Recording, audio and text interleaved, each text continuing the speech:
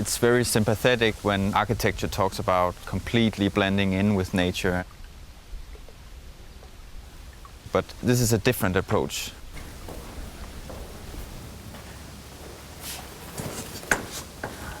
We didn't want it to be in seamless connection with nature, but we wanted it to float on top of it and not disturb it. We kind of played with the word shelter, that it's basically just a little piece of roof. We're not doing architecture. We have 75 years of experience with products, and we wanted to bring that mindset into building a house. We wanted to completely finish it, you know, in a production area where everything is controlled. We didn't want to conceive an object that was extremely expensive to transport, or if you need something really special. So it needed to be with the mindset of prefab, that you can actually take it here with a reasonable cost. The design is based on 4 modules that are all transported here with a little local crane and then assembled here. But it's a very simple assembly, so you actually just mechanically bolt the modules, and then there's a piece of cloth that you weld together to protect it from water, and that's basically it. So basically, you know, this facade consists of 2 modules, and it's very close to 40 feet containers in the long direction, and then they are assembled together, and then we have put on a metal sheet. You would have, you know, 1 big module here and 1 big module here, and they are assembled together here and underneath, and then we put on the cover again. And underneath, everything rests on these 9 steel pillars, and eventually, within a few years, all the grass and the plants will appear, and then it will actually just look as if it's just, you know, touch base and everything is undisturbed. That's how we wanted it to be.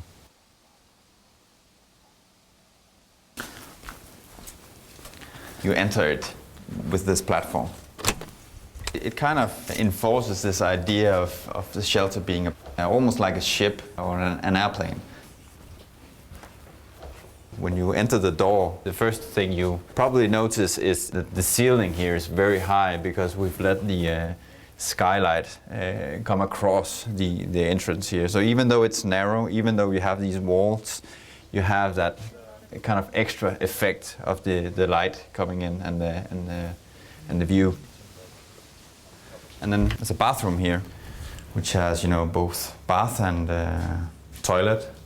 And then there's kind of like the bed loft area, which you enter with this ladder. And this is where you sleep. Up here you can enjoy the stars and see the sunset in the morning, and find your little cozy spot for the night. And then there's kind of like the living room here, which is just equipped with a very basic daybed. This is kind of where you just lay down with a book or your iPad and relax in close proximity to the stove, which is here, the fire stove. So now we're basically inside the shelter, and we came to the living area, right? And then of course the kitchen here, and then also a dining area. One of the great things about this area is this full transparency you have with glass on both sides.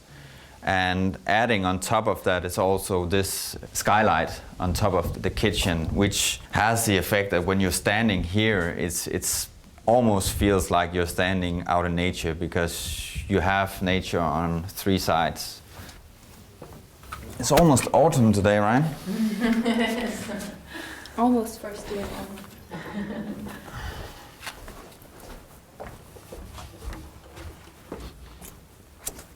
The idea is for this shelter to be a place for you to go very easy into nature.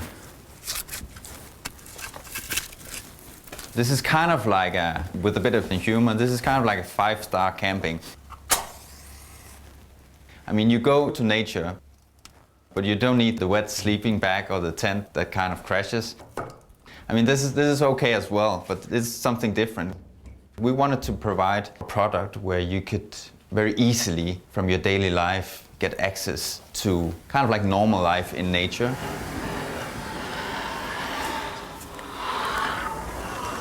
The main idea is for you to go in nature, you should also have the feeling of being in nature.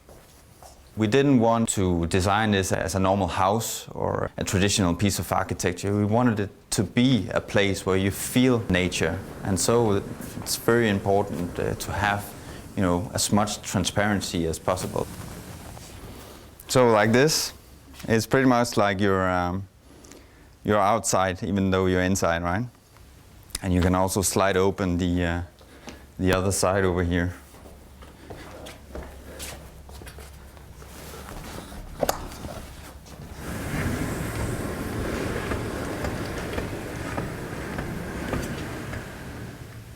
Now you can even feel the wind being inside. So the fire stove is centrally positioned here for even distribution of heat. If you're cold, you simply fire up the fire stove. And you just simply pull open the sliding doors if you need ventilation. You simply just, So we didn't want to create a very technologically advanced kind of pot. We wanted our function to be very manual, something very natural and very mechanical and very simple. Kind of like our bin from 1939, which is very manual. You just have a pedal here and you open, and then there's some mechanics inside. We wanted everything in here to be mechanical as well. These are obviously quite big glass facades. It's double layered, so it's very heavy. At the same time, we wanted a system of windows that were very transparent and not something that would take away what it's all about in here, which is, of course, nature. We wanted something very, very minimal. And as you can see, a large part of the frame is built into the floor. And also we've created this edge on top that allows us to see no frames at all.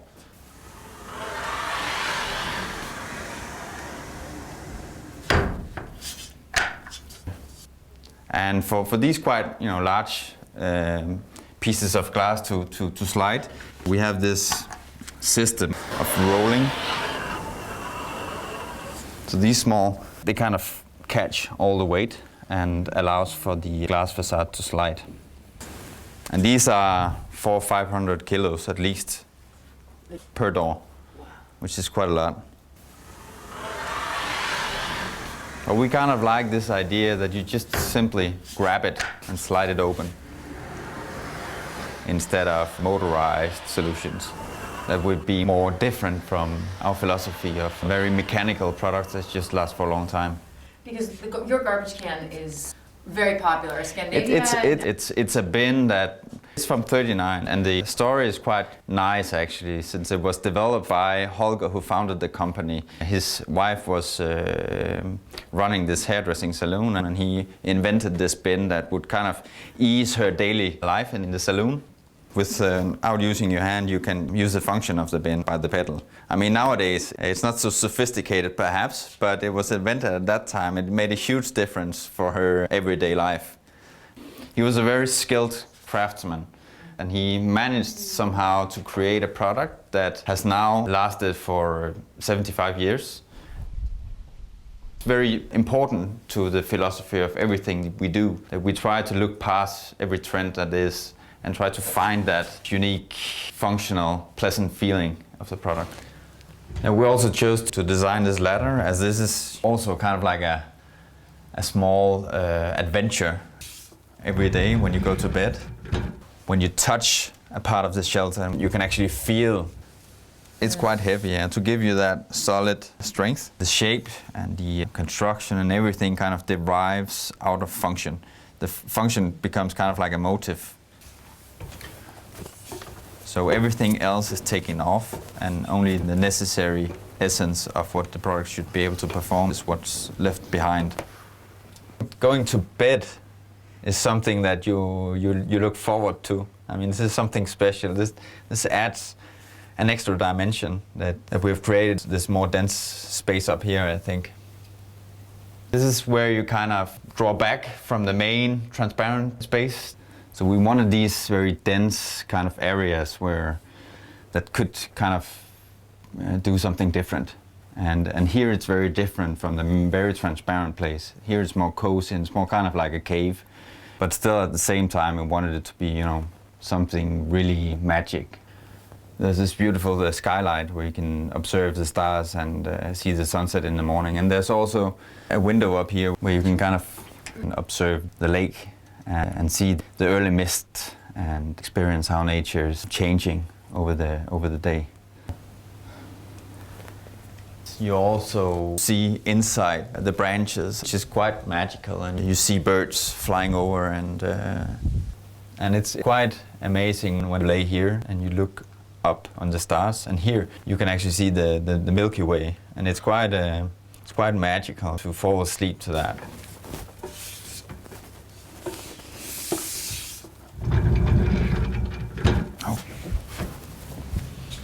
The shelter obviously needed a bathroom as well. We didn't want you to shower in the lake, but we didn't want a big bathroom. We just wanted to have a small space, but we also wanted it to be a special place. So we came up with this idea of putting a mirror in the ceiling and then have these L-shaped profiles on the walls that kind of adds up so that when you enter this kind of small space, it feels like it's probably double high ceiling in here.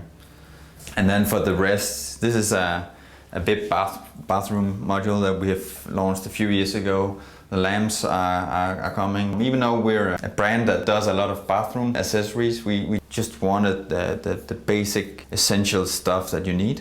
I like that it's hanging, so there's not a lot of stuff in here. No. We just wanted, again, just a minimal thing that you need.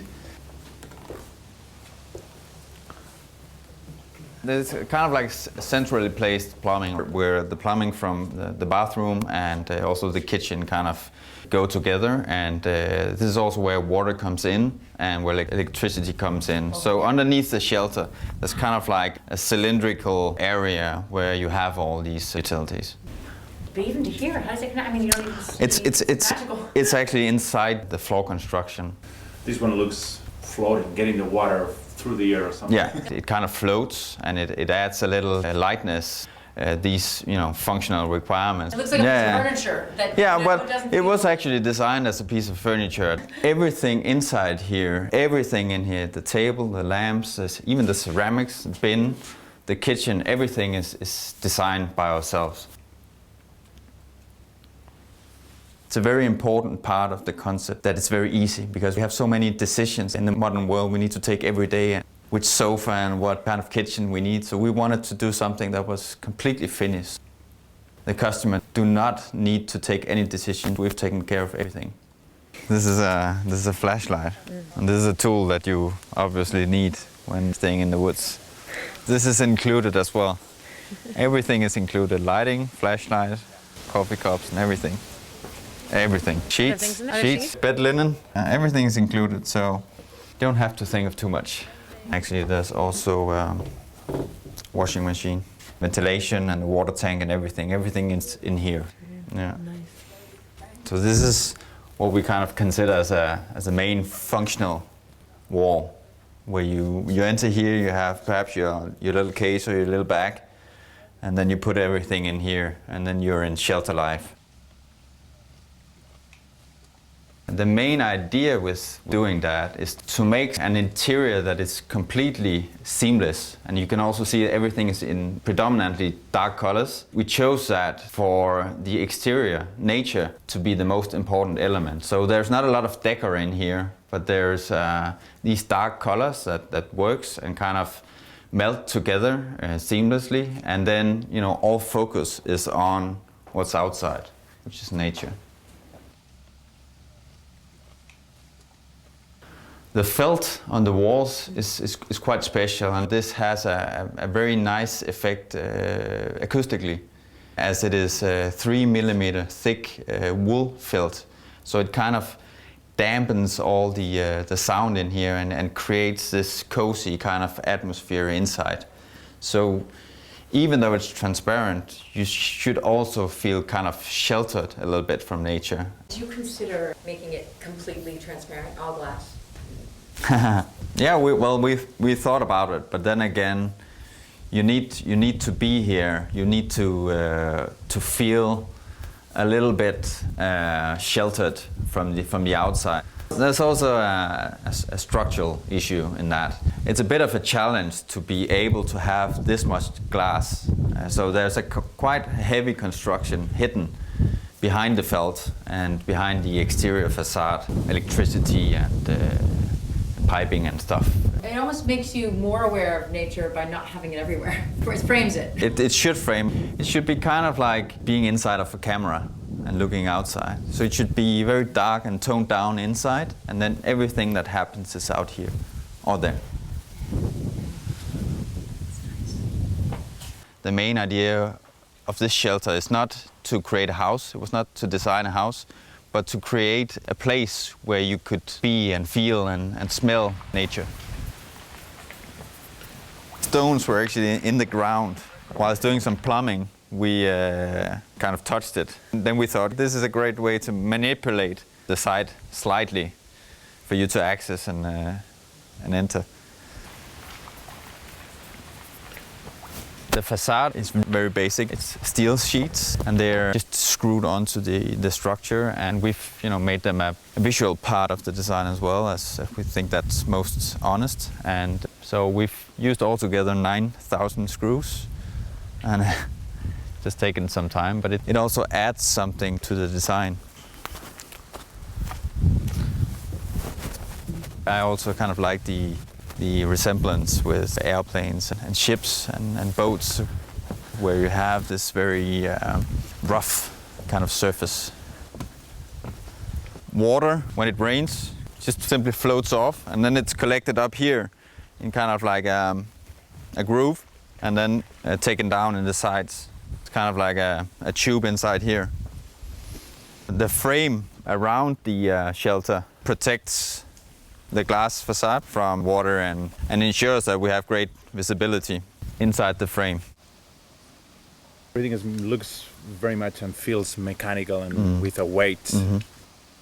It's like these high fidelity systems from the past where in order to turn down the volume, it had like a little mechanical and click, click, with I love that. Weight. Yeah, I love that.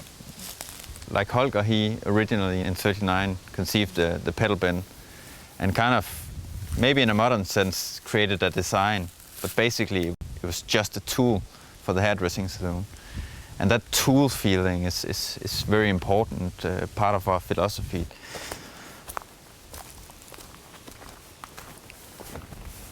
That goes for the shelter as well, so as we kind of see it as a tool to escape. You kind of need that window out to get in touch with nature, because that's how we were designed to be in nature, and it's only within the past 100 or 200 years that we've kind of isolated ourselves in cities.